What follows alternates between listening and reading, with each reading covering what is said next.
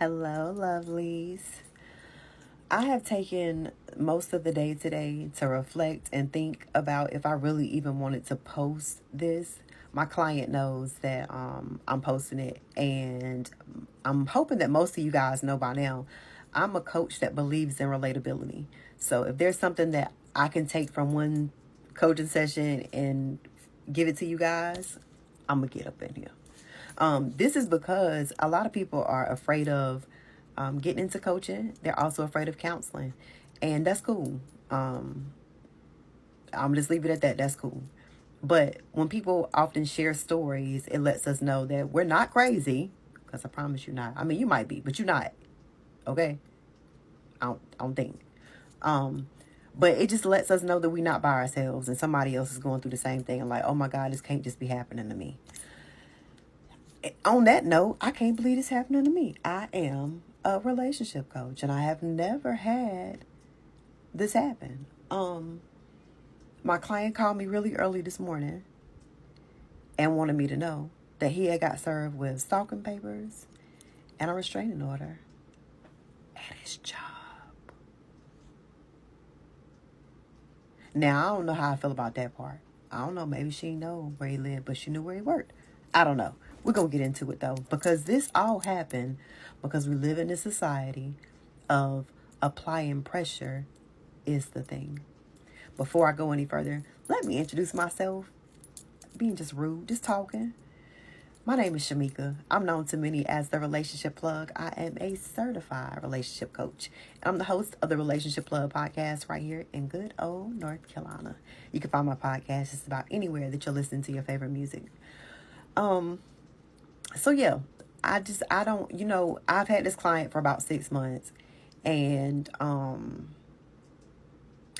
try not to speak from a space of who I am. You know what I'm saying? Like I say all the time, it's always about relationship etiquette. And when I say things, these are the bare minimum things that we should be doing across the board. It's not the fact of what I feel you should be doing. Okay? Because I will never tell you that. I'm here to help you figure out what it is that you want for yourself, and I can help you get there. That's simple. Okay, so anyway, I have this client about 6 months or so now. He is a very it's hard to believe he's single. I'll say that. He's a great guy, doesn't have any kids, he's well educated, he got a little bit of guap. And I'm not saying any of those things are important, but it be on a whole lot of people's list. Just because it ain't on your list don't mean it ain't on somebody else's. But you know how like that ideal type guy that you would think somebody would want? No kids, great career, very educated, very just a great human. Like seriously, like a really, really great human. He has a fear of rejection, okay? And I get it. Now, I'm going to just tell y'all for real, I'm a relationship coach. And I believe in old things, old ways, in the sense of politeness and kindness. And I think it's beautiful when a man still pursues a woman, and a woman is not out here just trying to pursue men. You know what I'm saying? Or whatever. So I can understand as a relationship coach where it's women don't even think about the fact of how much men are rejected and what that does to their we always talk about a man and his ego, but it's what it does to him as a person. Because the same feeling that men get, nothing to do with their ego, just that they get because they're human. If we were accepted or having to deal with that same rejection, women, we would feel the same way.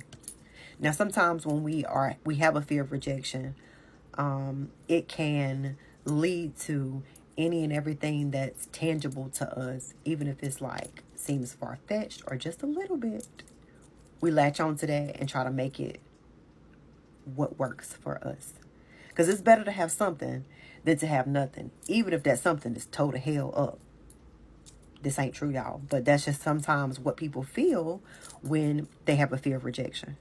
I've been coaching him for a couple of months, like I said, and he understands. I have told him, like I said, this is not my perspective and how you would treat me. I don't want y'all out here stalking people. I don't want y'all out here making people uncomfortable. And because we live in a space now that people are always talking about applying pressure, or we're comparing like, oh, this person did this, so you need to apply more pressure because that looks like if they really wanted, you know what I'm saying, if they was really trying to rock with me, you should at least be doing that too. No. That's unfortunate, but it is the space that we're living in right now.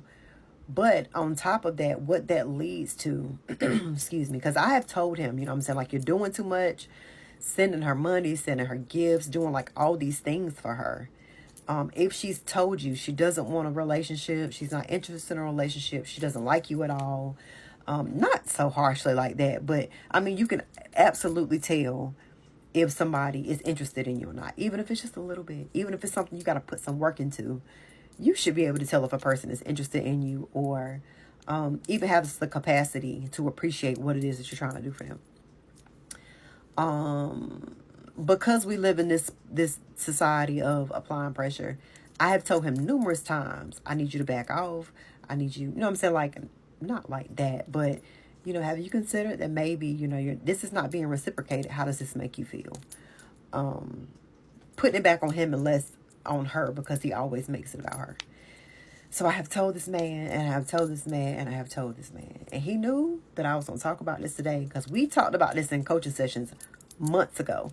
I said, I'm telling you, if anything goes and escalates beyond this, I'm using you as an example. You're going to teach these good folk that although people say they want you to apply pressure,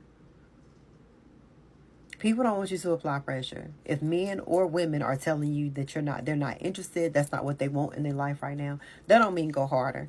I don't care if you see them on social media being like, oh, I need somebody to, you know what I'm saying, do X, Y, and Z. And then you pull up doing all X, Y, and Z and keep doing it and do it harder and harder and harder. Here we are. This is a very dangerous game that people play. And sometimes people get fixated on folk, stalking people.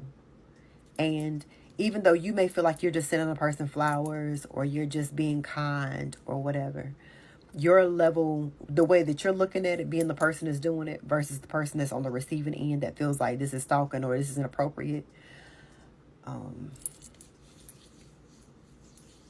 Just think about it. You know what I'm saying? I know it's a fine line. Applying pressure is necessary. I hate, and I don't hate much in this life, y'all, but I really do hate that we have went from pursuing to applying pressure. Pursuing is just showing an interest, but now it's like we out here in the fields fighting with people to get recognized, because everybody wants this ideal relationship, so everybody is trying to present the same thing to everybody because everybody claim they want the same thing. You know what I'm saying?